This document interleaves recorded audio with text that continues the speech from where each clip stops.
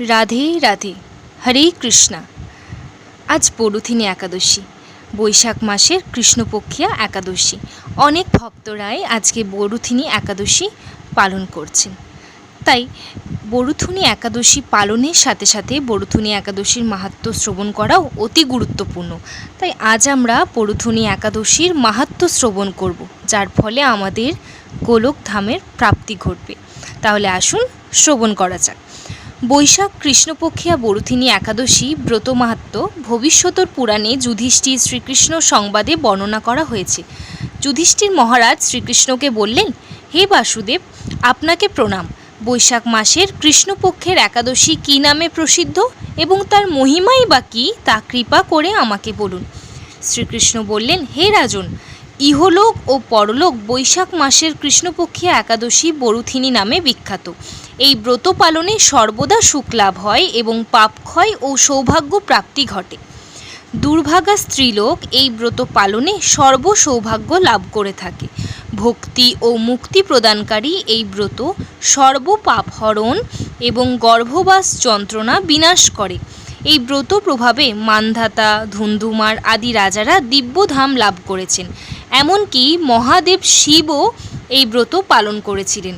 10,000 বৎসর তপস্যার ফল কেবলমাত্র এক বরুথিনী ব্রত পালনেই লাভ হয়।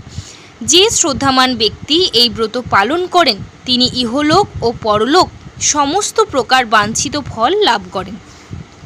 হে নৃপশ্রেষ্ঠ, অশ্বদান অপেক্ষা গজদান শ্রেষ্ঠ। গজদান থেকে ভূমিদান, তা থেকে তিলদান, তিলদান থেকে স্বর্ণদান এবং তা অপেক্ষাও অন্নদান শ্রেষ্ঠ। অন্নদানের মতো শ্রেষ্ঠ দান আর নেই। পিতৃলোক, দেবলোক ও মানুষেরা অন্নদানে পরিতৃপ্ত হন। পণ্ডিতেরা কন্যাদানকে অন্নদানের সমান বলে থাকেন। স্বয়ং ভগবানকে গোদানকে অন্নদানের সমান বলেছেন। আবার এই সমস্ত প্রকার দান থেকেও বিদ্যাদান শ্রেষ্ঠ, কিন্তু এই বরুথিনী ব্রত পালনে সেই বিদ্যাদানের সমান ফল লাভ হয়ে থাকে।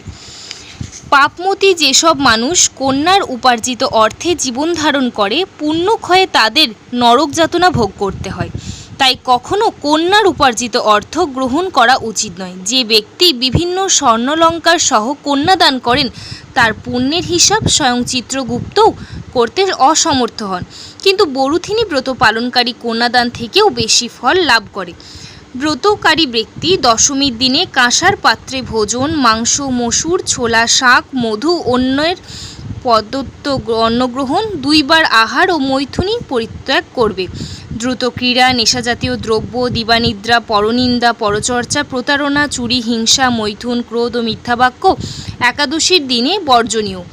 কাঁসার পাত্রে ভোজন, মাংস, মসুর, মধু, তেল, মিথ্যা ভাষণ, ব্যায়াম, 2 বার আহার ও মৈথুন এসব দ্বাদশীর দিনে পরিত্যাজ্য। হে রাজন, এই বিধি অনুসারে বরুথিনী ব্রত পালনে সকল প্রকার পাপের বিনাশ এবং অক্ষয় গতি লাভ হয়। যিনি হরিবাসরে রাত্রি জাগরণ করে ভগবানের জনার্দনের পূজা করেন তিনি সর্বপাপমুক্ত হয়ে পরম গতি লাভ করেন। তাই সূর্যপুত্র যমরাজের যাতনা থেকে পরিত্রাণের জন্য পরম যত্নে এই একাদশী ব্রত পালন করা কর্তব্য। বরুথিনী একাদশীর ব্রত কথা শ্রদ্ধা ভরে পাঠ বা শ্রবণ করলে সহস্র গোদানের ফল লাভ হয়ে থাকে এবং সর্বপাপ থেকে মুক্ত হয়ে বিষ্ণু লোকে গতি হয়।